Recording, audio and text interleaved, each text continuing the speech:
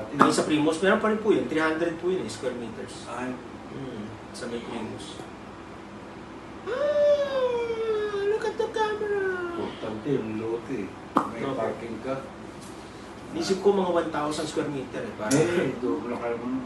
Para 500 kinamamay, 500 sa amin. Pondo. Para maganda magtanim. Doon sa party doon. O, dyan o banda sa may ano. Marami o dyan, mura lang o dito. Mga 2,000 per square meter lang o. Pag solubo kasi ng subdivision, nasa mga 13,000 per square Yung sa meter. may Primos, anong kumakalat per 13,000 o yan. Wow. Kasi subdivision o. Nisip ko dito eh, yung along the kalsada. Parang Tipulo na eh. Sa Tipulo eh, 17 na eh. Opo. Grabe. Plano ko magpahanap dito mga 2,000 per square meter. Oo. Para kung 1,000, 2 million lang.